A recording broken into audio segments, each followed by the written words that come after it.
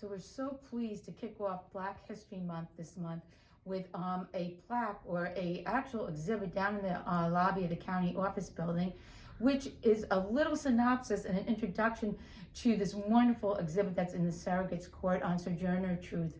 And if you enter the county office building in the lobby, you will see three of the exhibit pieces, the three exhibit documents that are here on the walls there in the lobby, and they're from our archives.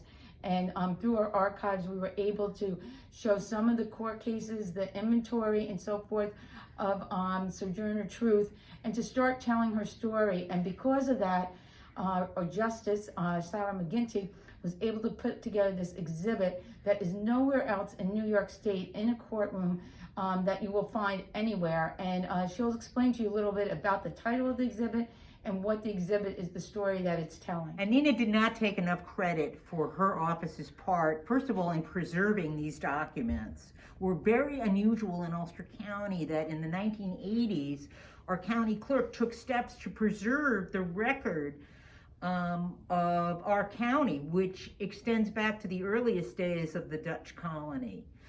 And of course, includes the record of slave ownership in Ulster County. One of the driving forces for me behind this exhibit was the desire to share with my community, to educate my community about slavery in New York, and in particularly in Ulster County.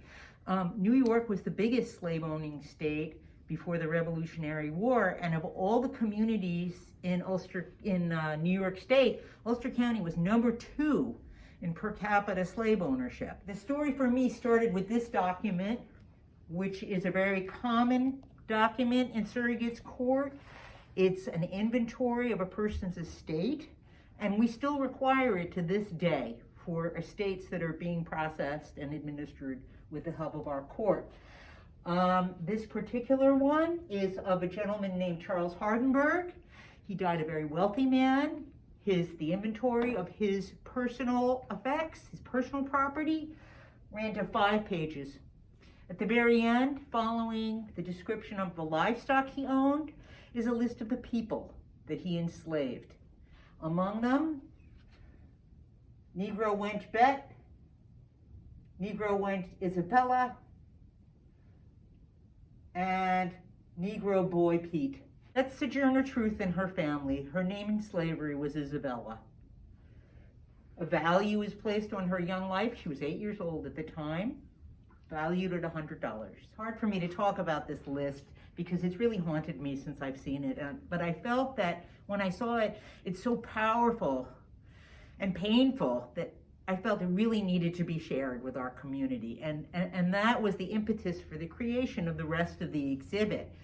I was able to get help from Corinne Nyquist, formerly of SUNY New Paltz, who provided me with a map showing Sojourner's walk to freedom, which took her, I'm taking the position she ended up in Rosendale.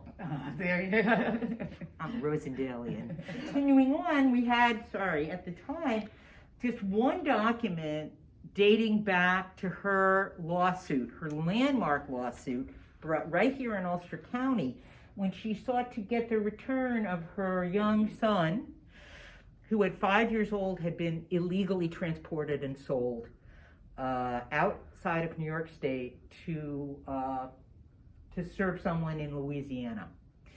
So because it was illegal at the time, she hired a lawyer with the help of some friends and ultimately got an order requiring her son's owner to produce him here in Ulster County, and ultimately resulted in his restoration to his mom.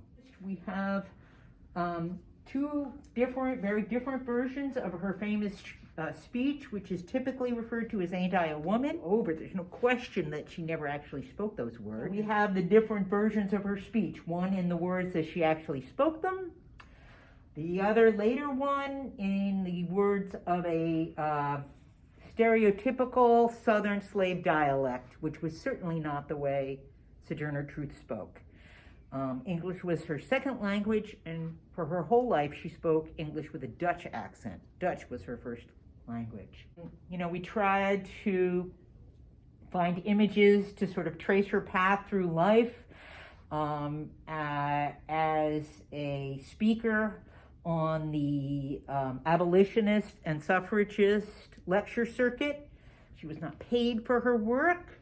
She raised money by selling copies of her narrative, her book, and her image, her daguerreotype, one of which is here. Last item here I'd just love to point out, if I may, is a Sojourner Truth Day poster, which was created by Alishani Emanuel, who is a student coordinator with the YMCA's farm project. These kids have so far accomplished a great deal. They've had November 26th named as Sojourner Truth Day here in Ulster County, and with the assistance of Kevin Cahill and Michelle Hinchy, they're hoping to have it declared a day, Sojourner Truth Day, for the entire state.